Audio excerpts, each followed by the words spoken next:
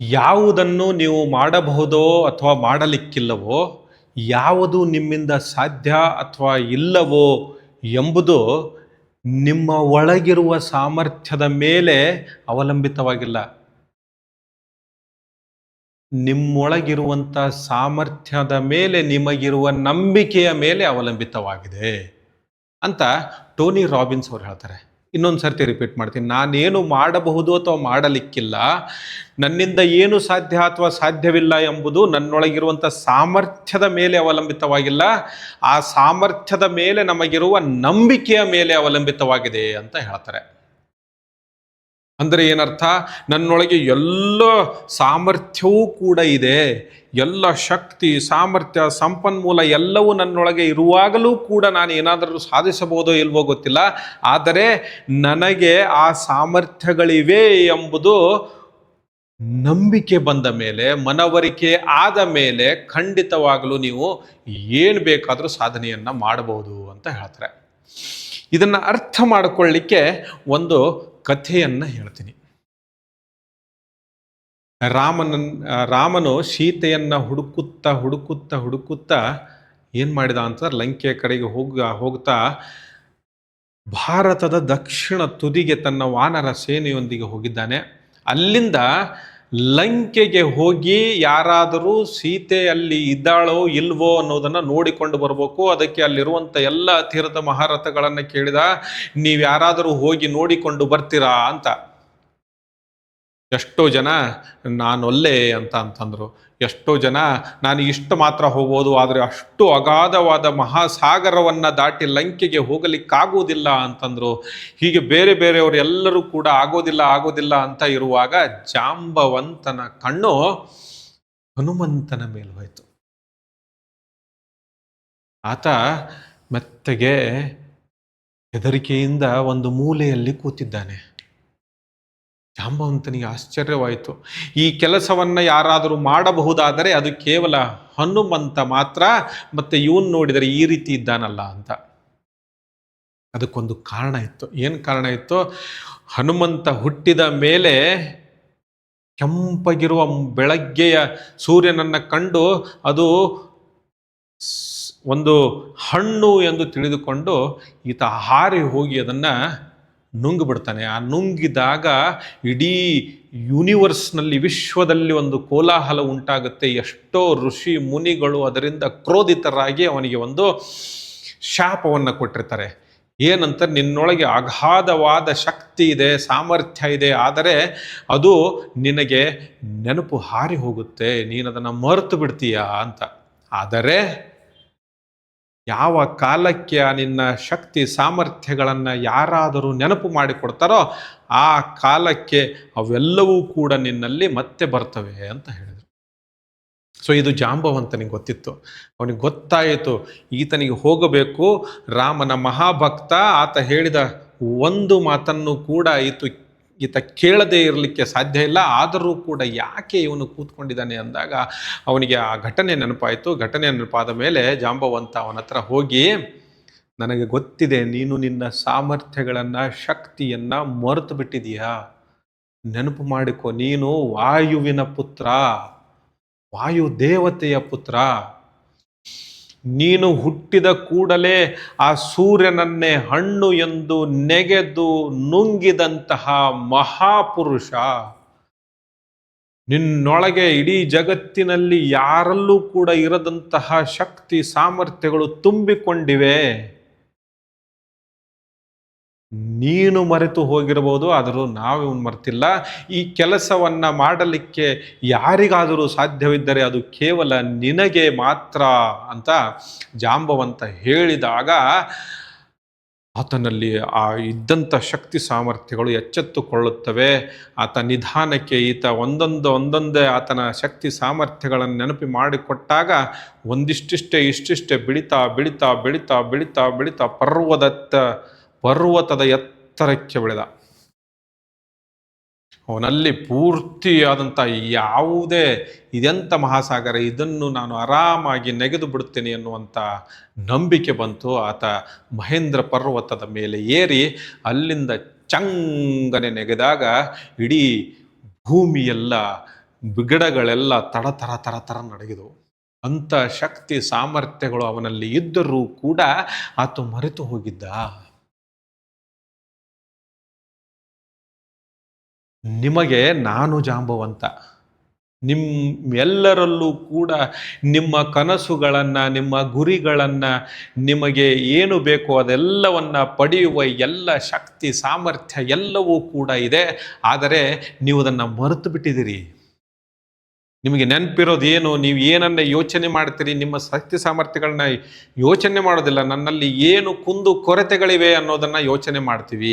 ನಾನು ಹಳ್ಳಿಯವ, ನಾನು ಕನ್ನಡ ಮಾಧ್ಯಮದಲ್ಲಿ ಕಲ್ತಿದ್ದೀನಿ, ನನಗೆ ಇಂಗ್ಲೀಷ್ ಬರೋದಿಲ್ಲ, ನನಗೆ ಗಣಿತ ಸರಿಯಾಗಿ ಬರೋದಿಲ್ಲ, ನನ್ನ ತಂದೆ ತಾಯಿಗಳು ಬಡವರು, ಅವರು ನನಗೆ ಒಳ್ಳೆಯ ಸ್ಕೂಲಿಗೆ ಕಳಿಸಲಿಲ್ಲ, ನಮ್ಮ ಶಿಕ್ಷಕರಿಗೆ ಅದು ಬರಲಿಲ್ಲ, ಏನೇನೋ 108 ತಾಪತ್ರಯಗಳನ್ನು ಹೇಳ್ತಾ ಹೋಗ್ತೀರಿ. ಅವೆಲ್ಲವೂ ಕೂಡ ನಿಮ್ಮೊಳಗಿರುವಂಥ ಸಾಮರ್ಥ್ಯವನ್ನು ಮರೆತು ಹೋಗುವ ಹಾಗೆ ಮಾಡ್ತವೆ. ಆ ಸಾಮರ್ಥ್ಯಗಳನ್ನು ನೆನಪಿಸಿ ಕೊಡುವುದೇ ಈ ಜಾಂಬವಂತನ ಕೆಲಸ. ಅದಕ್ಕಾಗಿ ಹೊಸ ಸಿರೀಸನ್ನು ಪ್ರಾರಂಭ ಮಾಡಿದ್ದೀವಿ, ಸ್ಪರ್ಧಾ ಪರೀಕ್ಷೆ ಭೇದಿಸಿ.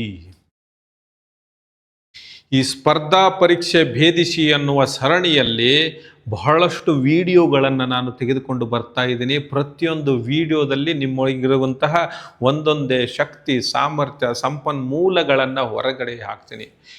ಎಷ್ಟೋ ಜನ ನೀವೆಲ್ಲರೂ ಕೂಡ ಈ ಸ್ಪರ್ಧಾ ಪರೀಕ್ಷೆಗಳಿಗಾಗಿ ಹಗಲು ಇರುಳು ದುಡಿತಾ ಇದ್ದಾರೆ, ನನಗೆ ಗೊತ್ತು. ಯೂಟ್ಯೂಬನ್ನು ನೋಡ್ತಾ ಇರ್ತೀರಾ, ಆಮೇಲೆ ಕೋಚಿಂಗ್ ಹೋಗಿ ಬಂದಿರ್ಬೋದು, ಆಮೇಲೆ ಹಗಲು ರಾತ್ರಿ ಅನ್ನದೇ ನೀವು ಪ್ರಯತ್ನವನ್ನು ಮಾಡ್ತಾ ಇದ್ದಾರೆ. ಆ ಎಕ್ಸಾಮ್ ಈ ಎಕ್ಸಾಮ್, ಅಲ್ಲಿಗೆ ಹೋಗಿ ಇಲ್ಲಿಗೆ ಹೋಗಿ ಬರೆದು ಬರ್ತಾ ಇದ್ದೀರಾ, ಭಯಂಕರ ಪ್ರಾಕ್ಟೀಸ್ ಮಾಡ್ತಾ ಇದ್ದೀರಾ. ಆದರೂ ಕೂಡ ಎಷ್ಟೋ ಜನಕ್ಕೆ ನನಗೆ ತಲೆಗೆ ಹೋಗ್ತಾ ಇಲ್ಲ ಸರ್, ನನಗೆ ಹೇಗೆ ಮಾಡಬೇಕು ಅನ್ನೋದು ಗೊತ್ತಾಗ್ತಾ ಇಲ್ಲ ಸರ್, ನಾನು ಎಷ್ಟು ಪ್ರಯತ್ನ ಪಟ್ಟರೂ ಆ ಮೆಥಡ್ಗಳು, ಆ ಶಾರ್ಟ್ಕಟ್ಗಳು ನನಗೆ ಗೊತ್ತಾಗ್ತಾ ಇಲ್ಲ, ನನಗೆ ಇಂಗ್ಲೀಷ್ ಬರ್ತಾ ಇಲ್ಲ, ಈ ಎಲ್ಲ ಕಾರಣಗಳನ್ನು ಹೇಳ್ತೀರಿ. ಆದರೆ ನೀವು ನಿಮ್ಮ ಮೇಲಿನ ನಂಬಿಕೆಯನ್ನು ಇಟ್ಕೊಂಡಿದ್ದೀರಾ. ನಿಮ್ಮ ಮೇಲೆ ನಿಮಗೆ ಎಷ್ಟು ನಂಬಿಕೆ ಇದೆ ಅನ್ನೋದರ ಮೇಲೆ ನಿಮ್ಮ ಸಾಧನೆ ಅವಲಂಬಿತವಾಗಿದೆ.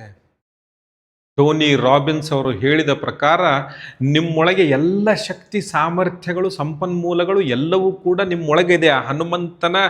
ಹನುಮಂತನಲ್ಲಿ ಆ ಶಕ್ತಿ ಸಾಮರ್ಥ್ಯಗಳು ಇರಲಿಲ್ವ? ಅವೆಲ್ಲಾದ್ರೂ ಹೊರಗಡೆಯಿಂದ ಬಂದವ? ಇಲ್ಲ, ಅವನಲ್ಲೇ ಇದ್ವು. ಆದರೆ ಅದನ್ನು ನೆನಪಿಸಿ ಕೊಡುವವರೆಗೆ ಅವುಗಳ ನಿಜವಾದ ರೂಪ ಹೊರಗೆ ಬರಲಿಲ್ಲ.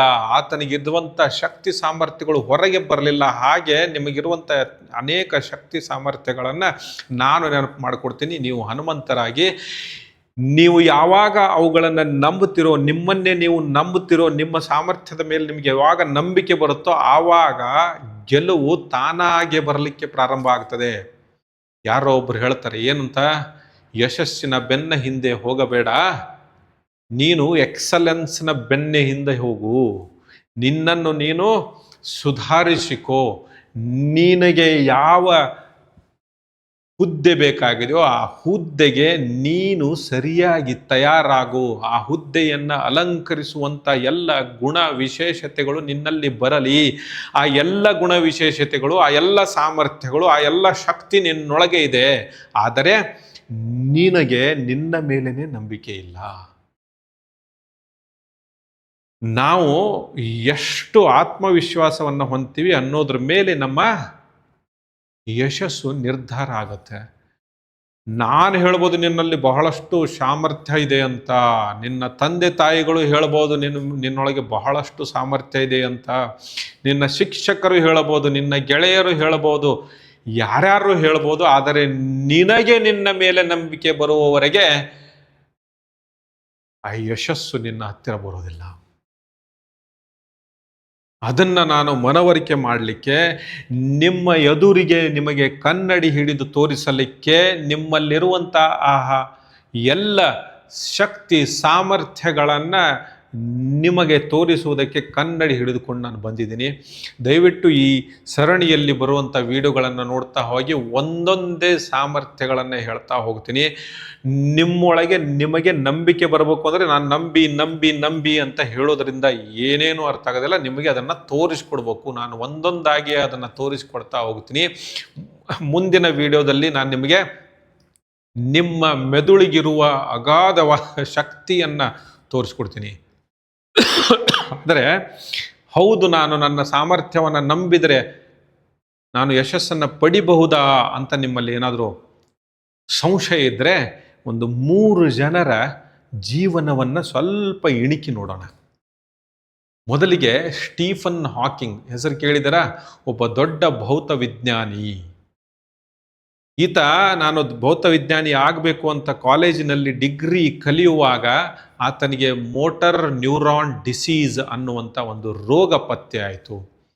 ಆ ರೋಗದ ಸಮಸ್ಯೆಗಳು ಏನಂತಂದರೆ, ಒಂದೊಂದಾಗಿ ಆತನ ಅಂಗಾಂಗಗಳು ಆತನ ನಿಯಂತ್ರಣದಿಂದ ಹೋಗಿಬಿಡುತ್ತವೆ. ಕಾಲುಗಳು ಅವನು ಹೇಳಿದ ಹಾಗೆ ಕೇಳೋದಿಲ್ಲ, ಕೈಗಳು ನಡೆಯೋದಿಲ್ಲ, ಆತನಿಗೆ ಅಡ್ಡಾಡೋಕ್ಕಾಗೋದಿಲ್ಲ, ನಿಂತ್ಕೊಳ್ಳೋಕ್ಕಾಗೋದಿಲ್ಲ, ಕೂತ್ಕೊಳ್ಳೋಕ್ಕಾಗೋದಿಲ್ಲ, ಏನೇನೂ ಆತ ಮಾಡಲಿಕ್ಕಾಗೋದಿಲ್ಲ.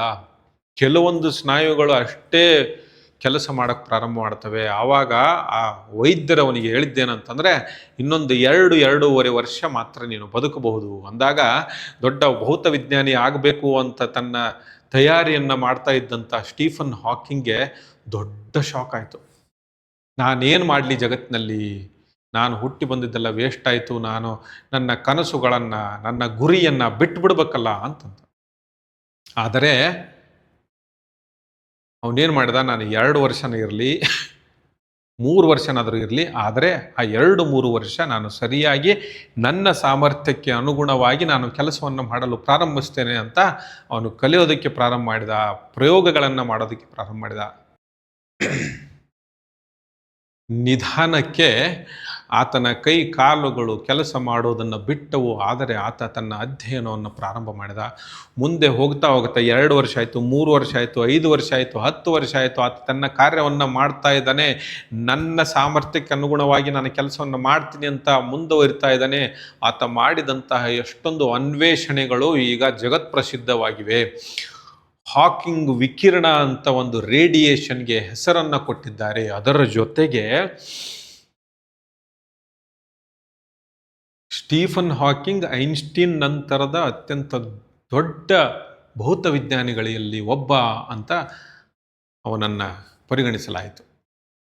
ನಂತರ ಈ ಮೋಟಾರ್ ನ್ಯೂರಾನ್ ಡಿಸೀಸ್ ಆದ ನಂತರ 58 ವರ್ಷಗಳ ಕಾಲ ಈತ ತನ್ನ ಜೀವನವನ್ನು ಮುಂದುವರಿಸಿದ. ಅದೇ ರೀತಿಯಾಗಿ ನೀವು APJ ಅಬ್ದುಲ್ ಕಲಾಂ ಹೆಸರನ್ನ ಕೇಳಿರ್ಬೇಕು.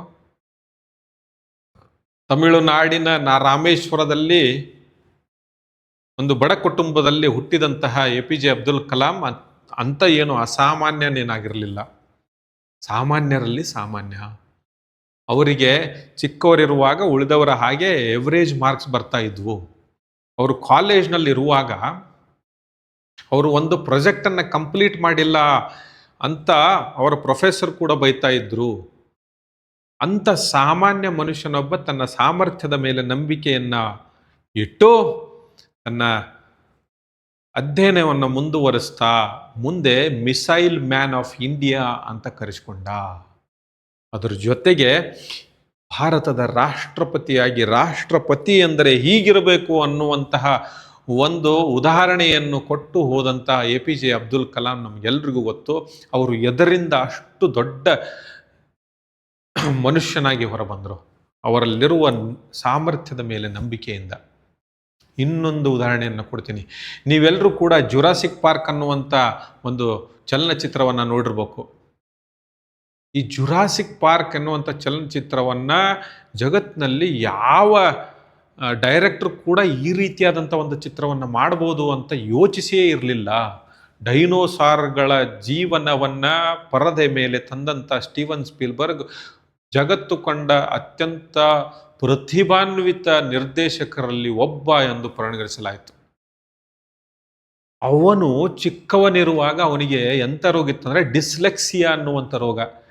ನೀವೇನಾದರೂ ತಾರೇ ಜಮೀರ್ ಪರ್ ಅನ್ನುವಂಥ ಅಮೀರ್ ಖಾನ್ನ ಮೂವಿಯನ್ನು ನೋಡಿದರೆ ಅದರಲ್ಲಿ ಗೊತ್ತಾಗುತ್ತೆ. ಡಿಸ್ಲೆಕ್ಸಿಯಾ ಅಂದರೆ ಏನಾಗುತ್ತಂದರೆ ಅಕ್ಷರಗಳು, ಶಬ್ದಗಳು ತಿಳಿಯೋದಿಲ್ಲ.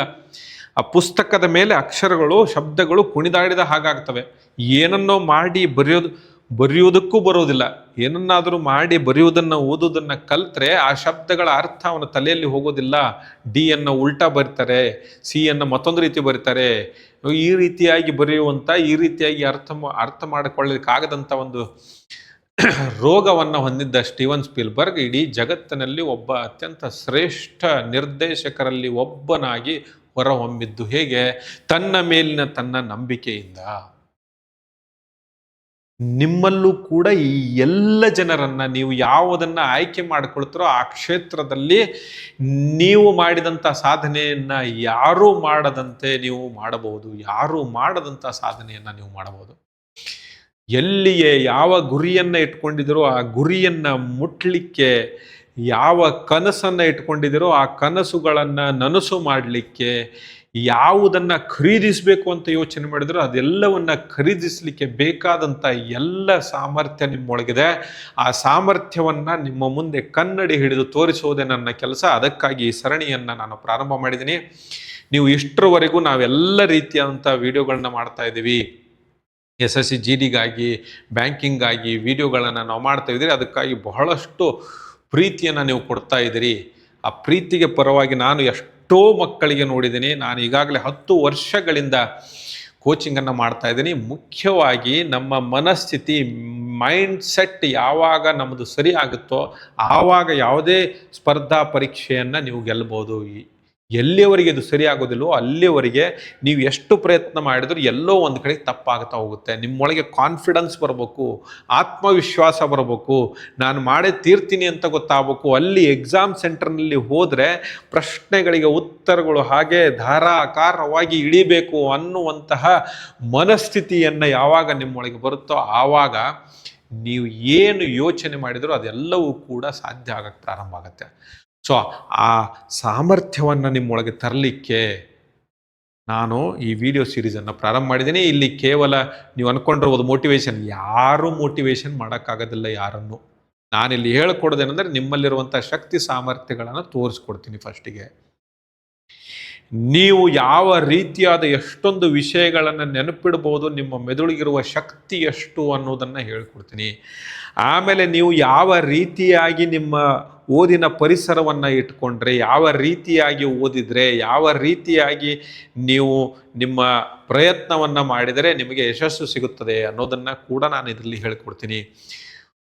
ಆಮೇಲೆ ಮೆಮರಿ ಹ್ಯಾಕ್ಸ್, ನೆನಪಿನ ಶಕ್ತಿಯನ್ನು ಹೇಗೆ ವೃದ್ಧಿಗೊಳಿಸಿಕೊಳ್ಳಬೇಕು, ನಿಮಗೆ ಓದಿದ್ದನ್ನೆಲ್ಲ ಹೇಗೆ ನೆನಪಿಟ್ಕೊಳ್ಬೇಕು, ಯಾವ ಯಾವ ಕಾನ್ಸೆಪ್ಟ್ಗಳನ್ನು ಯಾವಾಗ ಉಪಯೋಗ ಮಾಡ್ಕೋಬೇಕು ಅನ್ನೋದನ್ನು ಕೂಡ ಹೇಗೆ ಕಲಿತುಕೊಳ್ಬೇಕು. ಕೇವಲ ನೆನಪಿಟ್ಟುಕೊಂಡ್ರೆ ಆಗಲಿಲ್ಲ, ನಮಗೆ ಬೇಕಾದಾಗ ಅವುಗಳನ್ನು ರಿಟ್ರೀವ್ ಮಾಡುವಂಥ, ಹೊರಗೆ ತೆಗೆಯುವಂಥ ಶಕ್ತಿಯನ್ನು ನಿಮಗೆ ಬೇಕಾಗತ್ತೆ. ಆ ಶಕ್ತಿಯನ್ನು ಹೇಗೆ ಪಡಿಬೋದು ಅನ್ನೋದನ್ನು ಎಲ್ಲವನ್ನ, ಅಂದರೆ ನಿಮಗೆ ಏನು ಅಕಾಡೆಮಿಕ್ ಆಗಿ ಕಲಿಸ್ತಾ ಇದೆಯೋ ಅದನ್ನು ಬಿಟ್ಟು ನಿಮ್ಮ ಮನಸ್ಸು ಯಾವ ರೀತಿಯಾಗಿ, ನಿಮ್ಮ ವ್ಯಕ್ತಿತ್ವ ಯಾವ ರೀತಿಯಾಗಿ ರೂಪುಗೊಳ್ಳಬೇಕು ಅನ್ನೋದನ್ನು ಈ ಸೀರೀಸ್ನಲ್ಲಿ, ಈ ಸರಣಿಯಲ್ಲಿ ನಾವು ತರ್ತಾ ಇದ್ದೀವಿ. ದಯವಿಟ್ಟು ಇದು ಬಹಳ ನಿಮಗೆ ಉಪಯೋಗ ಆಗುತ್ತೆ. ಇನ್ನೊಂದು 3 ತಿಂಗಳಲ್ಲಿ ನಿಮ್ಮ ಆತ್ಮವಿಶ್ವಾಸದ ಮಟ್ಟ ಎಲ್ಲಿಗೆ ಹೋಗಿರುತ್ತೆ ನೋಡ್ತಾ ಇರಿ.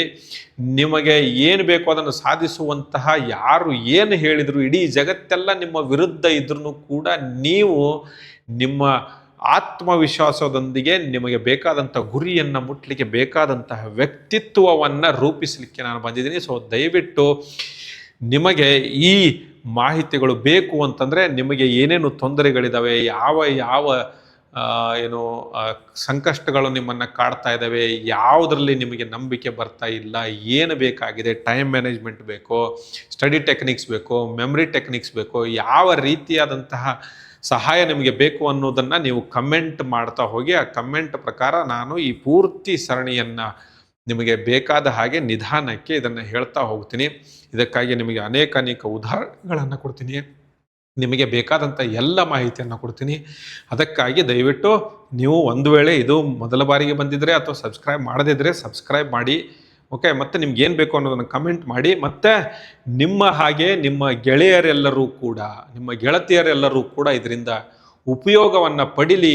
ಇದರಿಂದ ನಿಮಗೆ ಉಪಯೋಗ ಆಗ್ತಾ ಇದೆ ಅಂದರೆ ಅದೊಂದು 100 ಜನಕ್ಕೆ ಹೋಗಲಿ. ನೀವು ಎಷ್ಟು ಜನಕ್ಕೆ ಹೆಲ್ಪ್ ಮಾಡ್ತಿರೋ, ಎಷ್ಟು ಜನಕ್ಕೆ ಸಹಾಯ ಮಾಡ್ತಿರೋ ಅಷ್ಟು ನಿಮ್ಮ ಯಶಸ್ಸಿನ ಮಟ್ಟ ಏರ್ತಾ ಹೋಗುತ್ತೆ ಅಂತ ಹೇಳ್ತಾ, ದಯವಿಟ್ಟು ನಾವು ಇದನ್ನು ಎಲ್ಲವನ್ನ ಮಾಡ್ತಾ ಇರೋದಕ್ಕೆ ಮುಖ್ಯ ಕಾರಣ ನಿಮಗೆಲ್ಲ ಗೊತ್ತಿರಬೇಕು. ಏನೋ ಕರ್ನಾಟಕದಲ್ಲಿರುವಂತಹ ಎಲ್ಲ ಹುದ್ದೆಗಳು ಕನ್ನಡಿಗರಿಗೆ ಸಿಗಬೇಕು ಅನ್ನುವಂಥ ಉದ್ದೇಶದಿಂದ ನಾವು ಇದೆಲ್ಲವನ್ನು ಮಾಡ್ತಾ ಇದ್ದೀನಿ. ಸೊ ಫ್ರೀಯಾಗಿ ನಿಮಗೆ ಉಚಿತವಾಗಿ ನಿಮಗೇನು ಬೇಕೋ ಅದನ್ನು ನಿಮಗೆ ಇಲ್ಲಿ ಯೂಟ್ಯೂಬ್ನಲ್ಲಿ ಕೊಡ್ತಾ ಇದ್ದೀವಿ. ದಯವಿಟ್ಟು ಇದನ್ನು ಶೇರ್ ಮಾಡಿ, ಭಾಳಷ್ಟು ಜನಕ್ಕೆ ಮುಟ್ಟಿಸಿ. ನಿಮ್ಮ ಲೈಕ್ ಮತ್ತು ಕಮೆಂಟ್ಸಿಂದ ನಮಗೂ ಕೂಡ ಹುರುಪು ಬರುತ್ತೆ, ನಾವು ಕೂಡ ಇನ್ನೊಂದು ಸ್ವಲ್ಪ ಮಾಡಬೇಕು ಅಂತ ಅನಿಸುತ್ತೆ. ಸೊ ಹಾಗಾಗಿ ನಿಮಗೆ ಈ ಸೀರೀಸ್ ಇಷ್ಟ ಆದರೆ ದಯವಿಟ್ಟು ನಮಗೆ ಹೇಳಿ. ಆಮೇಲೆ ಹೋಗುವುದಕ್ಕಿಂತ ಮೊದಲು ಎಲ್ಲಿಯವರೆಗೆ ಗೆಲ್ಲುವುದಿಲ್ಲವೋ ಅಲ್ಲಿಯವರೆಗೆ ನಿಲ್ಲುವುದಿಲ್ಲ ಅಂತ ಹೇಳ್ತಾ ನನ್ನ ಮಾತುಗಳನ್ನು ಮುಗಿಸ್ತಾ ಇದ್ದೀನಿ. ಧನ್ಯವಾದ.